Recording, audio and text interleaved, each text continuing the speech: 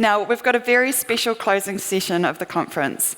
If you followed the FSC's recent It Starts With Action campaign, you'll know that while we love a good panel discussion, what it really comes down to is action. This session is going to take us back to the basics of why focusing on diversity, equity, and inclusion is so important and beneficial to financial services organisations, and inspire you to think about how you can implement your own initiatives that will have a real impact. Now, remember my magic trick before? It's about to happen again, so watch me closely. I'm about to transform Riss once again from an MC into a facilitator. And I know it's late in the day, but please just humour me. Abracadabra. Alakazam. Boom. Over to you, Riss. Thanks, Donna. Now, it's a privilege to facilitate this next session, and I'll invite all of our speakers up to the stage very shortly and introduce them in due course. But firstly, I'd like to invite the co-chair of the FSC's Diversity and Inclusion Committee, Tracy Cross, to come up to the stage and say a few words of introduction. Over to you, Tracy. Oh, crikey. I'll see what they say about these lights. Thanks, Russ, and thank you, everyone, those of you who have stayed. I think that shows great insight and leadership, but don't get me started. Look, we launched the FSC Diversity, Equity and Inclusion Initiative in December 22, which seems a lifetime ago, and that was based on the importance of this topic for industry, for our people and for our clients.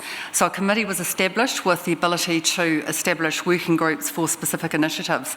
So we have had an initial focus on gender, and that was a result of Jane Wrightson's call to arms in respect of a focus on the financial wellbeing of women, and that was our It Starts With Action campaign. So we just thought we'd show you a quick wrap-up of that campaign and what it looked like for those that may not have seen it before.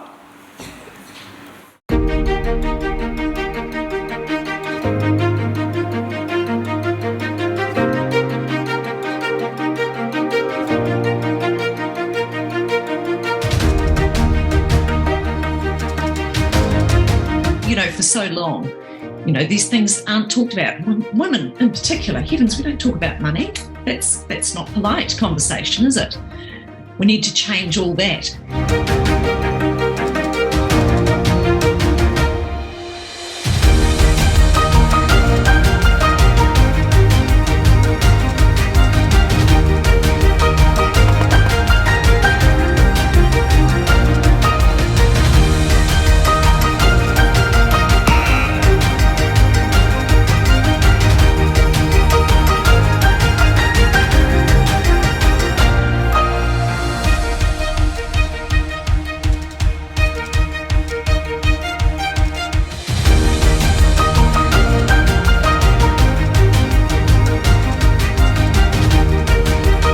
I hope that me speaking here will open that gate a little bit further for other men to contribute and participate, because this is an incredibly important issue.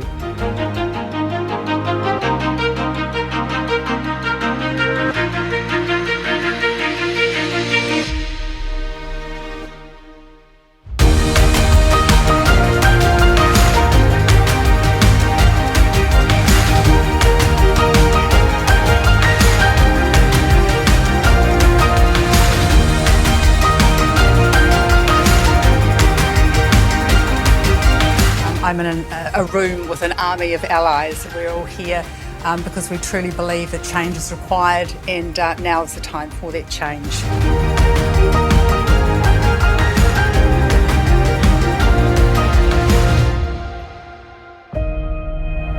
So as you can see, Jane put the challenge out and we got into action. So the days of a talk fest in this industry are over. It is all about action.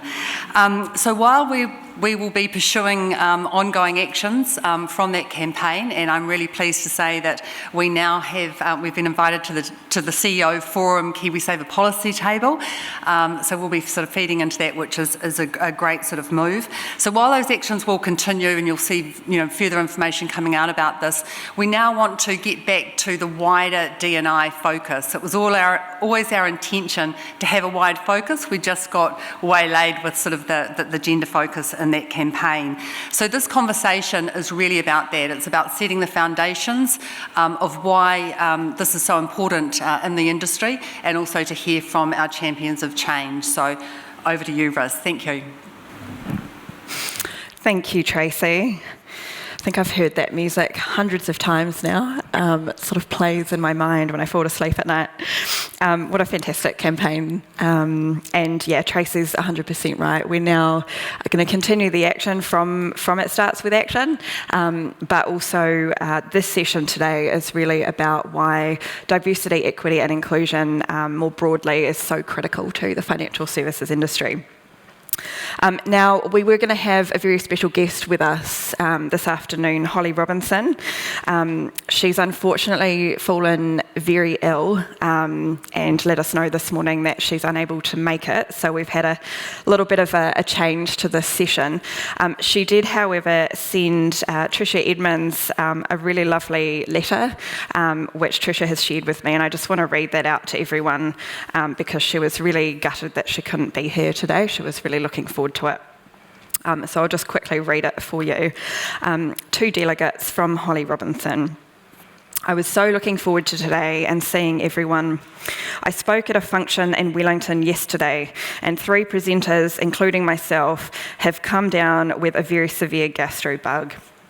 Enjoy your day today. I saw some videos from yesterday, and it looks like a cool conference. Spotlighting and highlighting equity, diversity and inclusion is fantastic. Good luck. So I just thought that was really lovely, and apologies, of course, that she can't be here, but we do have a really excellent panel here for you, and I would like to just say a huge thank you to Dr. Pushpa Wood for stepping up at the very, very last minute, despite having other commitments, to come and join us today.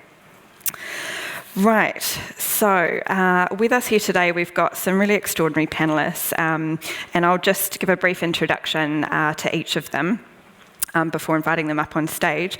First of all, we have Teresa Betty, an executive and sustainability consultant.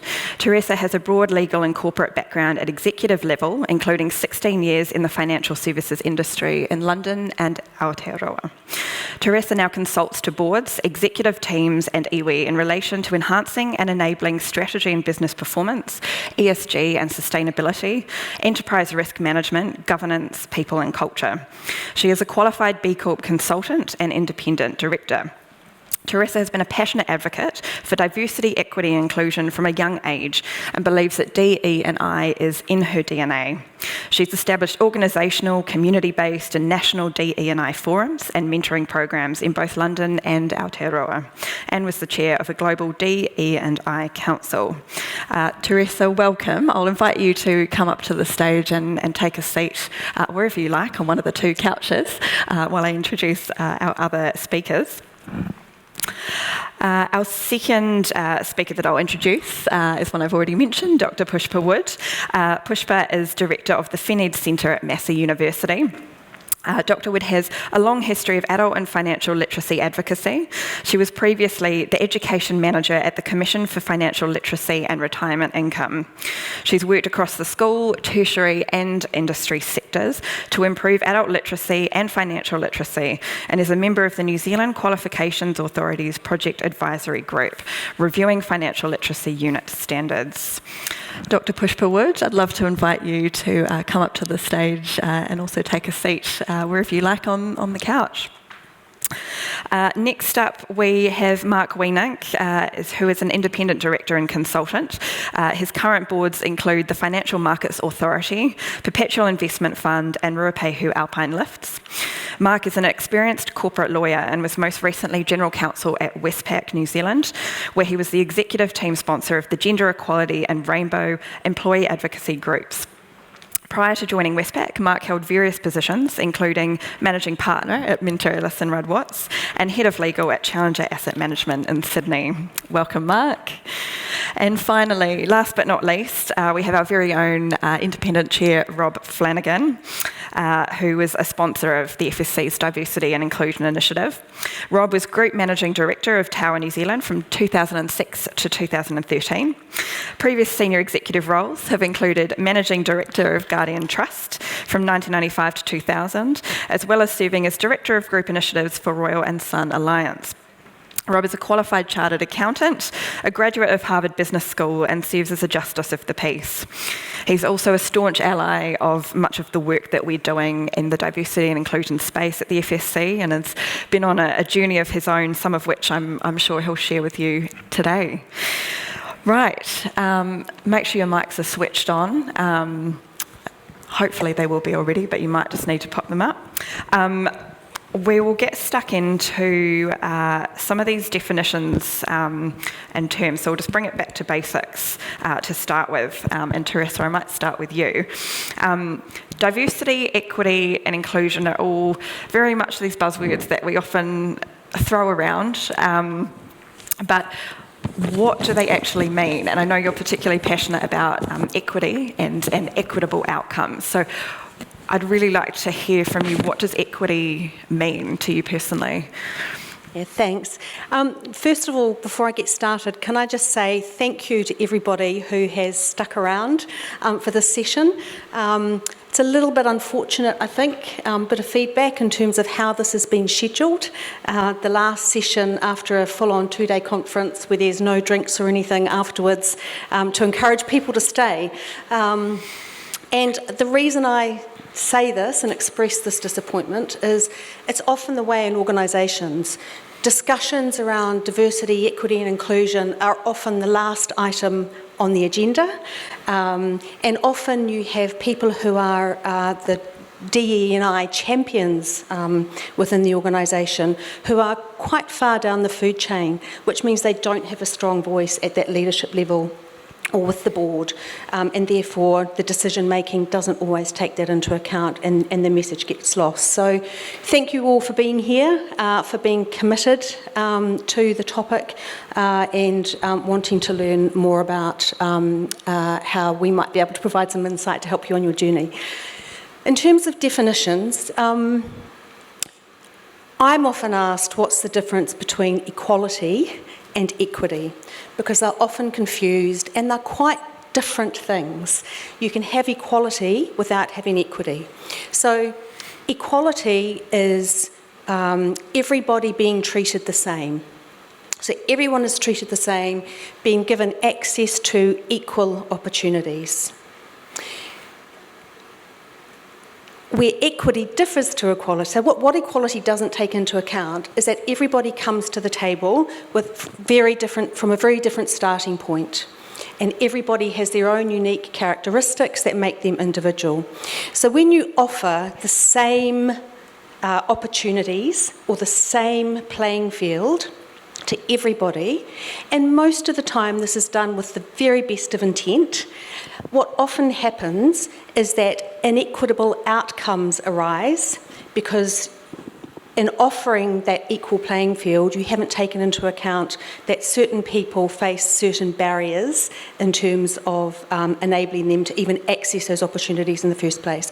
So the difference between equality and equity is treating everybody the same and enabling everybody to have the same opportunities, which sounds great, and it is, but then equity takes it one step further and factors in the unique differences that different individuals bring to the table in accessing those opportunities and removes the barriers. So whether those are cultural barriers, physical barriers, barriers around belief, barriers because of gender, whatever it might be, flexible working barriers, for example. So that's the core difference between equality and equity. Diversity, as I'm sure most of you know, diversity has been talked about the most for the longest time, is about encouraging and enabling different people, thoughts, experiences to be part of the conversation. So gender, religious belief, sexual orientation, experience. As you could have two people who are born into the same family, for example, one ends up overseas, one doesn't, therefore they bring a very different level of experience and life experience. So they're all different factors that come into diversity. And then inclusion is actually enabling all of those diverse perspectives and diverse people to have a voice. Inclusion within an organisation is about enabling everybody to feel like they can bring their whole selves to work, be authentic, be absolutely 100% themselves in that workplace, be respected for it, and to have a voice and a voice that is heard. So feeling like they belong, so having a real sense of belonging with that feeling of safety that goes alongside it. Thank you, Teresa. And I just want to say thank you for the feedback that you shared, and I think it's something that we definitely will be taking on board. I mean, I think the fact that we have a panel on this topic, it's probably the first time we have, so that's at least a start, but I think definitely something for us to consider, and you know, it shouldn't just be that something that's sort of tacked on at the end. It deserves the spotlight, and so that's why we decided to have it on the main platform. And yes, we definitely would have hoped that more people would have stuck around, so maybe next time we put some drinks on at the end to encourage people to stay. That was a really fantastic overview of the definitions. I don't know if anyone has anything to add to what Teresa just said, either Pushpa or Mark. I will only add to the definition is that diversity means different things to different people. Depends which lens you've got it on. So if you're putting on a privileged lens, diversity means very different to you as if I would put the diversity lens myself and define it to you. So just need to keep that in mind. The second point I would like to make is diversity plus inclusion does not necessarily end up in equity. Equity is very different as it has already been defined. And the third thing is having a diversity, equity, and inclusion policy, strategy, work plan is just a start. Now, I'm wondering, Teresa, I might go to you for this one as well. What are some of the practical steps that organisations can take to start embarking on this journey? Because I know people in the room will probably be at, you know, maybe different stages in this journey. Some of you might already be doing a lot of work in this space. Some of you might be sort of just starting out, or maybe haven't really thought about it at all. So perhaps for those organisations and leaders that are really right at the start of their journey, are there any kind of practical steps that they can start to take, maybe drawing on some of the work that you've already done with other organisations in different industries? Yeah, thanks, Clarissa. So I'd probably just segue from an excellent point that Dr. Wood just made, and having a DEI strategy, policy, guidelines, etc. in place isn't enough. You can have the best strategy in the world, but if you haven't got the right culture, and if you're not fostering the right behaviours and the right values, and if that messaging isn't coming from the very top of the organisation as a priority, then you can have the best strategy in the world and it will fail. So, I've seen time and time again across different organisations, large and small, where they've absolutely got the right intent, and you absolutely need to be able to articulate your journey and where you want to get to through having a really robust, transparent strategy, translating that into policy for your people so they understand what it means to them, having guidelines so that in their day-to-day roles people understand how it impacts those particular processes, and setting measures, recognising that you have to start somewhere, and if you're measuring something, you're more likely to be striving to meet those measures. Where organisations fail, even with all of those things, is where the messaging and the tone from the top isn't filtering through, and the people aren't being educated around what it all means and why it's important. Because as Dr. Wood also said, these concepts mean very different things to different people. And unless your people actually understand why it's important and what it means in terms of their day-to-day decision-making and activities and actions and how they engage with their teams and with their customers, then those policies and guidelines are doomed to fail.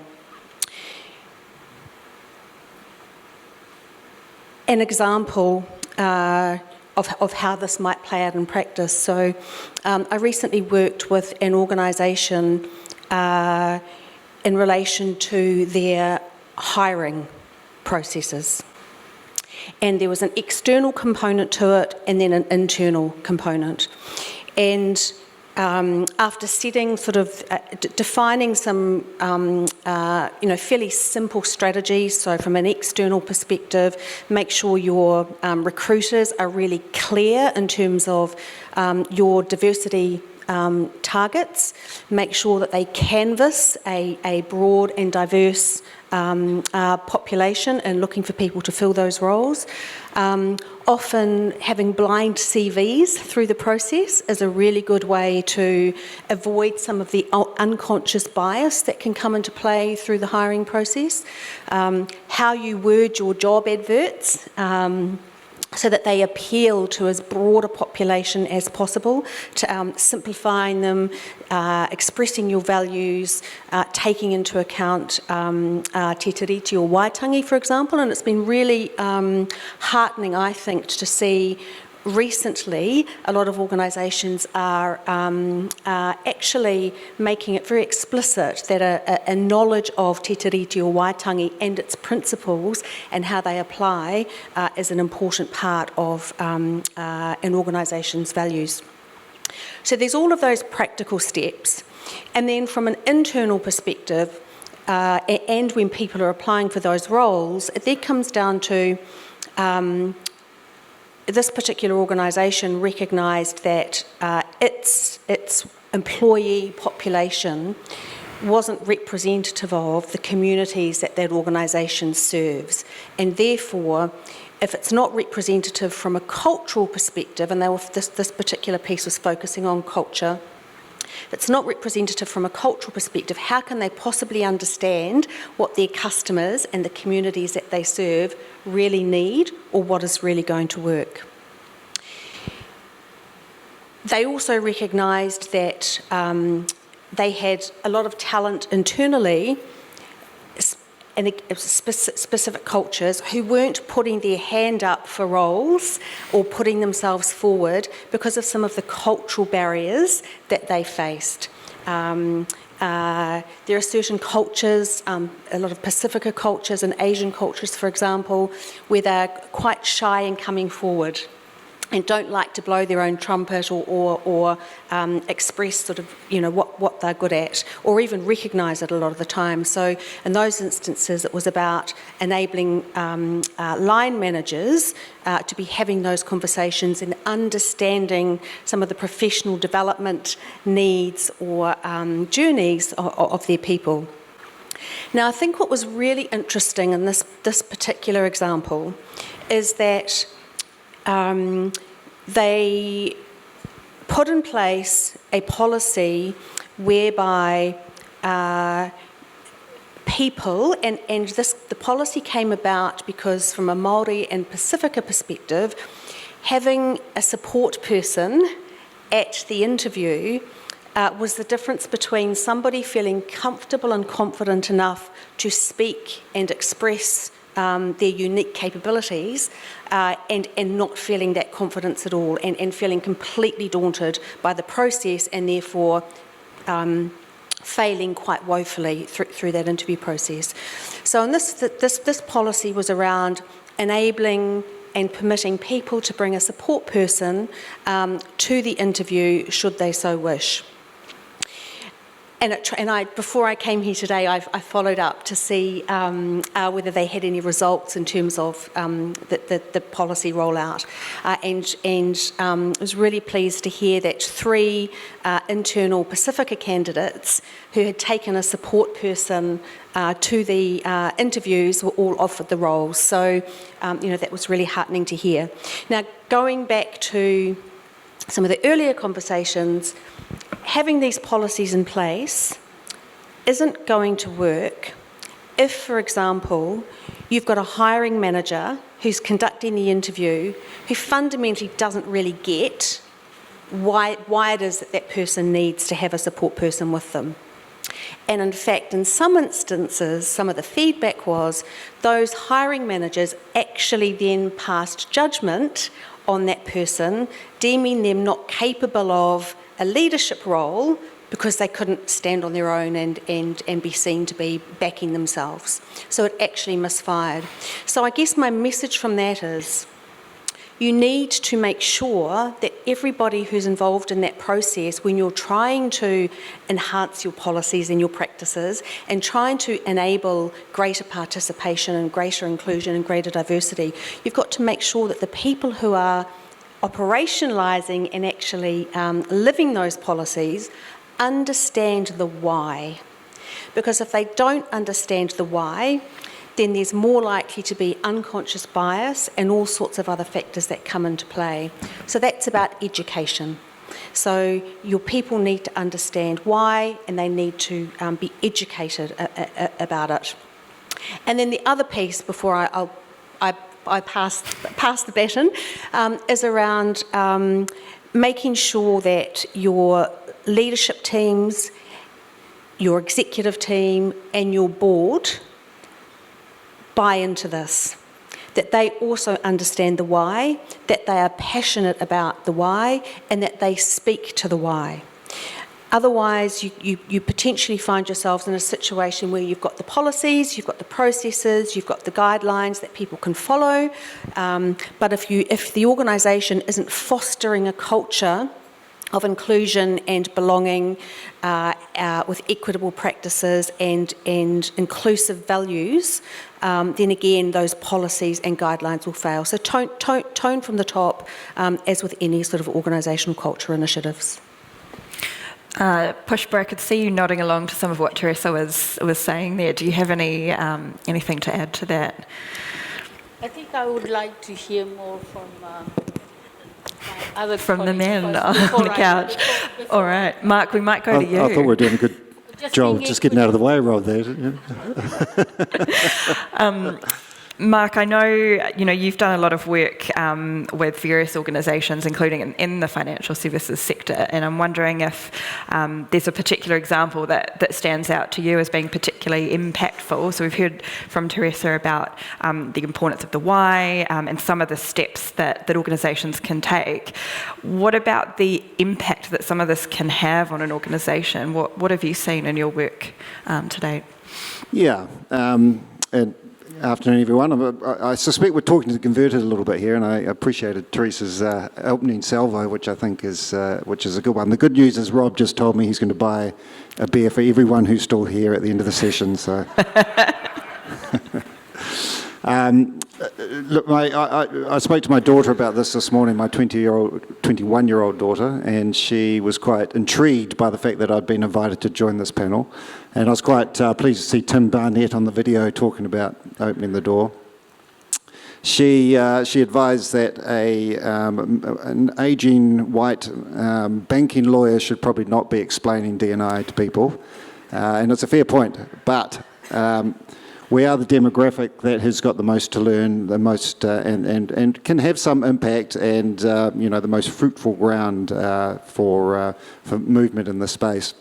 And that's been one of the experiences I've had. I had the great benefit of working with David McLean at Westpac, who is a real champion in this cause, and has just made so much effort to increase diversity, equity and inclusion at Westpac and in the industry.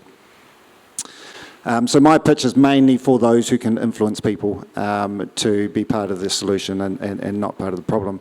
But I think it's very important to understand all those tools that Teresa was talking about, but I'd also like to just make a plea to keep it simple, understand those brutal facts and pull out some brutal facts and go after them, because it can seem quite hard.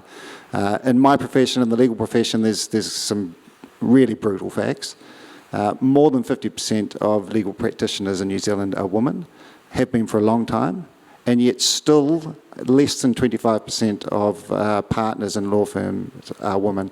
And when I became managing partner of a law firm, which at that stage had the highest portion of women partners in it, and was very proud of that fact, I just thought this was a great opportunity to, knock off the 50% figure, and we can move on to making better strides in our multicultural diversity efforts. But I was pretty naive about that. To my horror, we actually went backwards, and I took it quite personally. I sort of probably ignored people's choices in a way, and I was quite zealous in debriefing, trying to understand and unearth the issues around this. Because to Teresa's point, I wanted to formulate the perfect policy around how you create an inclusive environment, and surely we can knock it on the head with a good policy. But of course, all those debriefs unearthed a catalogue of different reasons and diverse reasons why women were leaving the law firm. But probably the most impactful comment was someone who borrowed a great line from the movie The Castle, where she said it was just the vibe of the thing. And, I think you all know what I mean by that. It is just those raised eyebrows, that banter, that little bit of information or that little bit of a joke, which really isn't that funny, and creates that sort of underlying culture. And it was really actually only when I did my own online subconscious bias training that I realised, what a complex and challenging issue it is. So, I don't think anyone would pretend it's easy. So you look at those brutal facts, and then you say, right, we've got a problem. Do we fix this by evolution or revolution? And I was really interested when I joined David McLean at Westpac, and he'd put in place hard targets on gender diversity. So his targets and his executive team targets required at least 50% of your leadership team to be women. Otherwise, you missed your KPIs, and that had monetary consequences. Even though we had that in place, you would have seen about 18 months ago, David, when he was still CEO at Westpac, released the Westpac gender gap data, indicating that there was a 30% difference between the median pay of men and women at Westpac. 62% of women at Westpac at that stage, 62% of employees were women, and yet all the higher tier roles were being held by men and producing that gender pay gap. It's quite courageous putting that out there. And a lot of organisations are now doing it, but it's a line in the sand, and it's something to work towards. So just get that data together, get some aims together, and have a go at it. Rob, I might come to you now, and I know you're a man of few words, so. But I just really, you and I have had a number of conversations about some of these issues and the way that you feel about it. And I think something you've said to me several times is like, it just makes sense. Why wouldn't you do this stuff? Could you share a little bit about, your journey and where you see, how you see us as an industry, like in terms of what more we can do in this space? I agree with everything you've said, but there's a big issue for the leaders because this is a paradigm shift. And I think one of the most important things for someone, especially someone like myself, who I've always thought I'm pretty balanced, and I hear all this and yeah, let's get on with it, that's fine.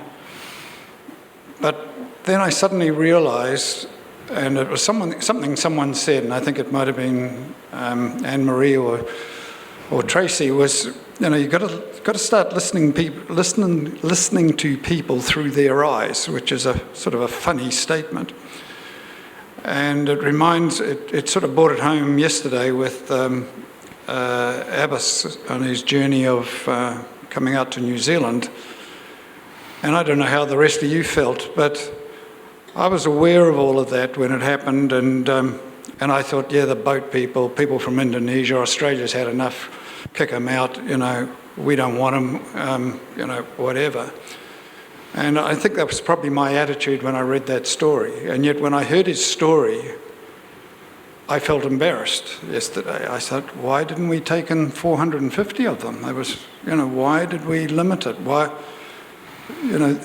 what a terrible thing that people had to go through, no fault of their own. And of course, we are what we are. We only know what we know, and depends on your upbringing and that. So the journey in this space is really important to keep talking about it, because although you think you're on the right track, you don't see it from the other's point of view. The example I was thinking of more, I went for a job interview and they said, yep, you've got the job, it's 100 grand, here's your salary, it's going to be 100 grand, but oh, by the way, you're a male, it's going to be 90 grand. How would you react? And yet we do that through our apathy in our workplace. So that really worries me, and because to me those things are just wrong. There's a lot of things that are just wrong. So if they're wrong, fix them, and it may take time. Sorry, I'm raving on a bit now, but so as far as the financial services industry, we support all of New Zealand. That's our focus, that's our customer base. And just basic business, you've got to align all your resources to your market, to your customer. So if you don't align it, you're going to miss out. So just from a practical business point of view, get your act together. Align to your market, align to your customers, align with the cultures you're dealing with, and measure, and keep talking about it internally. And we've got so many problems at the moment in the financial service industry simply because society has changed over the last 20 years. It's changed dramatically, and as an industry, and a lot of the financial service industry, you would argue are dinosaurs, and you'd have to argue that's why a lot of regulations come in, because we have not changed with the times in the regulatory space and behaviour space and all those things. So if you want to be successful in the financial service industry, you sure better look after your market, and your market is changing. You sure better align to it, and the only thing that makes your business work is your people. And the other thing, I'll keep quiet in a minute, the other thing is that perhaps you need to start looking at the way you structure your businesses. Perhaps the way you should look at your jobs, how they're defined. You see the police is advertising for autistic people to work in their data centres, etc. Apply that to your market on all the different type of people or different conditions that people have or whatever.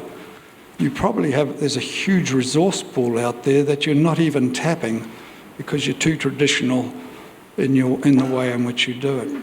So talking is really important, because certainly I have learnt so much. I have learnt I am prejudiced.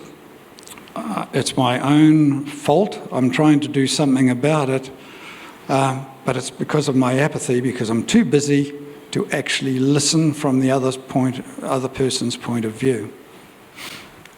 And Rob, I'm interested, if we were to, say, rewind, 5 or 10 years ago, do you think you would be sat here on this couch sharing this kind of thing? Like, there's obviously been a shift in your mindset.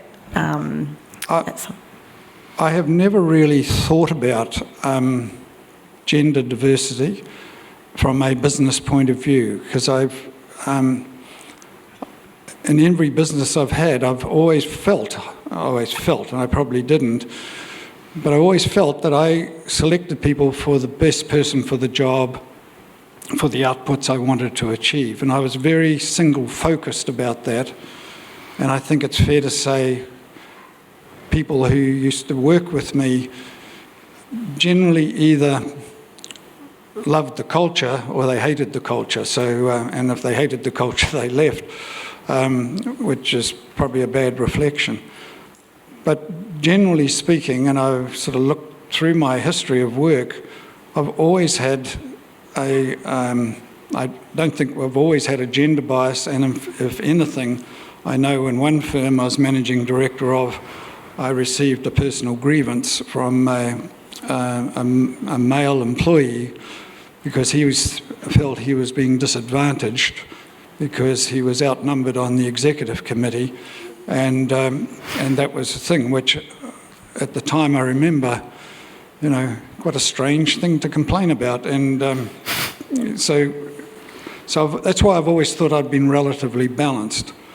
But I found that the truth is, I was balanced from my point of view, because I was looking at male, female, gender, that looks all pretty good, and I think I'm being fair, and all those things.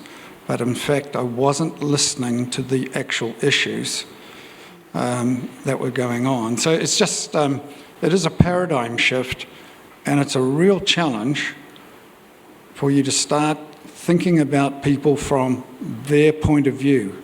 It's very difficult. And you've got to almost stop, and quite often now, when people talk to me, I sort of stop myself and say, well, what are they actually really saying? Get into their head. And I actually say that in my mind, and it's amazing how it enriches the conversation because I see a different perspective. It's hard because in business you're all very busy, but it is an interesting paradigm that I've been going through. I'm certainly not through it, and I find that I do have prejudices that suddenly pop out and hit me, and you become a little bit embarrassed about it. So I think it's such an important issue, but when I sort of water it all down, some of the things are just wrong. So why do we keep agreeing with it? Why not actioning? It's just action. It doesn't have to be done instantly. It can be done over a program. There's a lot of issues with equal pay and all those things. There's relativity, a whole host of things. It takes time, may take time, but just plan it out. And if you measure it, everyone wins. And why wouldn't you do that in business? Mm-hmm. Now we've started to have a few... Can I just quickly respond to something, just to follow up on what Rob's just said? Yeah, sure. We all have those unconscious biases, and doing some work or undertaking some training to understand what those are can be hugely beneficial in terms of enhancing your life generally, let alone the people that you engage with, whether it's in a work context or a family context or a community context. But I think one of the, I'm not sure whether it was you, Rob, or Mark who said it, you don't know what you don't know. So you will face any particular situation through the lens of your past experiences and who you are as a person. So being really conscious of that, I think is really, really important. And then, as Mark said, it then becomes about keeping it simple and putting in place simple strategies, simple measures that can be, and not trying to overcomplicate it by trying to do too many things at once. Don't try and boil the ocean, because you will lose people along the way. Now, we've had some questions come through, and Pushpa, I might direct this one to you, because it sort of follows on quite nicely to something that Rob was talking about, which was hiring the right person for the role.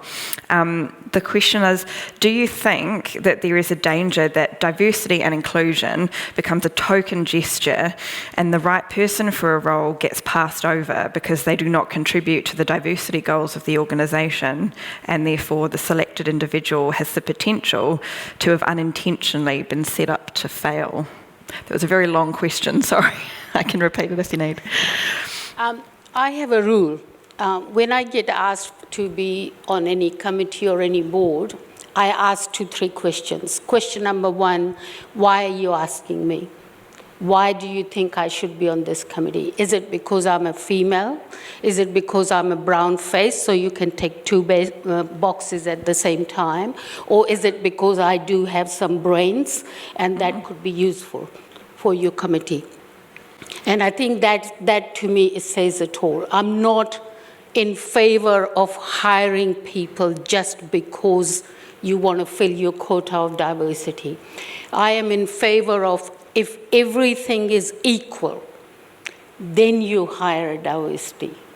Right. So if all the talents are there, we are actually having interesting discussion at the moment in social media through my own community, where quite a lot, this is first time I think in the history of local body elections, where we've got ethnic minority people standing up and down the country, the large number. So I've been encouraging our people to actually go out and vote and make sure that you are not simply saying you believe in diversity if you're not prepared to actually bring them at the table. And somebody sent me a question to say, no, Pushpa, what you should be saying is that the best people should be hired, should be elected. I said, that is inherent. As far as I'm concerned, talent and competency are the bottom line for any hiring requirements. My two very little experiences, I'd like to share my diversity experience. My very first experience was I was the only female in this group, and the only other female in our team was the secretary.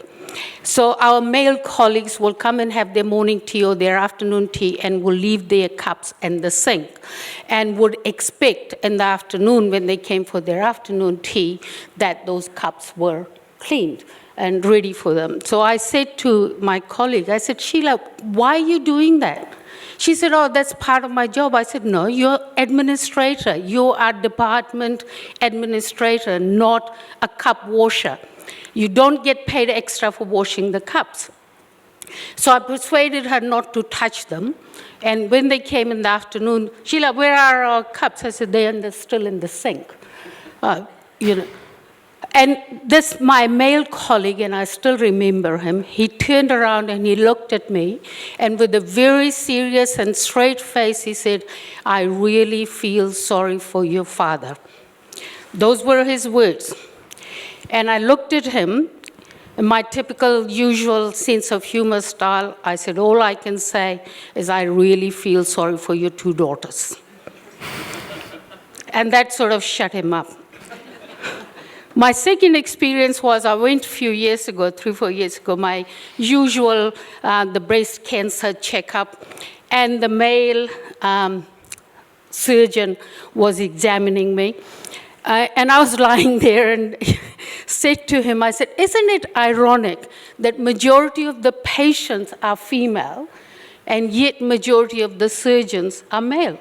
The breast surgeons are male. And he made a fatal mistake. I'm a lot more bolder now than I was at that time. So he made a fatal mistake 4 years ago saying, because women can't hack it. And that's why there are more male surgeons, because they're taking time off for their childbirth, they take time off for this, and they take time off for that, and they can't do long hours. And I'm not kidding, I got up and I said to him, this session is over. I put my clothes back. He said, but I haven't finished examining you. I said, but I have finished examining you. And you are not appropriate person to actually check me over. So for me, the message for finance service sector to you guys is, remember what your customer base looks like now, what it will look like in 20 years' time, what it will look like in 30 years' time, and are you really reflecting in your selection process, in your recruitment process, in your training and professional development, in your workforce development, are you really reflecting your customer base? If you're not, then you are at risk, right? Diversity, inclusion, equity, it is a need. It is not a want. And it is not my problem because I'm a brown-faced female. It is your problem if you do not recognize the talent, the diversity of thought, and the diversity of work ethics I will bring to the workplace. So don't make it my problem because I'm a female, because I come from a different ethnicity, because I have a different language, because I wear this red dot. None of this should matter if I fulfill the competency you're looking for, and you should be going out and looking for people who can best serve your customer base. And if you don't have those, start training them. Do your workforce development program that prepares them, that equips them. But what my last point I want to make is my observation has been diversity, inclusion, and equity strategy is developed by a different group, is implemented by a group which hasn't been part of the development, and they've been charged for the responsibility of implementing, which they haven't even understood themselves thoroughly. So involve them from the very beginning and be part of the journey right from top to the bottom. Thank you. And Pushpa, just picking up on one thing that you said in terms of hiring the best person for the role, the person that ticks the boxes in terms of the technical competencies, etc. When you're crafting your role profiles, don't limit those role profiles simply to technical expertise. Think about the soft skills and some of the cultural components, for example, and the different voices that may be able to contribute when you are crafting that role profile, so that when your hiring managers are going through the interview process, it becomes about so much, they've got greater options in terms of the boxes that they tick as being fulfilled if you specifically call out those soft skills and the benefits that they can bring to the role, because being effective in a role isn't just about being able to fulfill the technical components of that role. Cultural competency goes without saying as far as I'm concerned. That is something which must be there regardless, because that's something you cannot teach. We might need to wrap it up there on that note. Thank you so much, everyone. I'm sure we could all sit here for hours more, but I'm sure everyone else wants to go and enjoy a drink and something to eat. So I'll just hand over to Anna Marie to say a few closing comments. I think everyone does want to go for a drink on Rob's card. So thanks for the offer, Rob. Just very quickly, thank you to our champions today, Mark, Teresa, Rob and Pushpa. Echo Teresa's words around thank you all for staying for this afternoon too. Just a couple of things that came out for me. Appreciate your honesty, your vulnerability. I know that all of you could have talked for a lot longer and we had to cut it short being the end of the day. But also you challenged the industry. The key things that I took out of it, Mark, if in doubt, ask your daughter. Keep it simple, use the facts, report, monitor and manage transparently. Rob, I didn't know that you listened to us, but you got it. We know what we know, but we do need to consider through others' eyes. Otherwise, we can't solve for our staff and for our customers. Pushpa, ask why me. Look, and the teacup thing's really interesting. We were having lunch yesterday, and Rob actually came and picked up all our plates and took them to the kitchen. So, thanks, Rob. And Teresa, the challenge, bring your DE&I discussions to the front of your agenda. Tone from the top as to why. Think equity, not equality, as everyone is not the same. Rewatching the It Starts With Action wrap today gave me the warm fuzzies. It's great to see what a passionate group of people right across the industry can achieve when they collaborate and communicate. The pilot was deliberately focused on women's financial wellbeing in partnership with Te Ara Ahunga Ora Retirement Commission. And part of the success of the It Starts With Action one-off campaign was the feedback that said, when is the next one? And how do we broaden our D&I lens further? Because I want to get involved. So as we embed financial wellbeing for women into other FSC work streams, there will be a wider diversity lens for the year ahead, so watch this space. Thank you.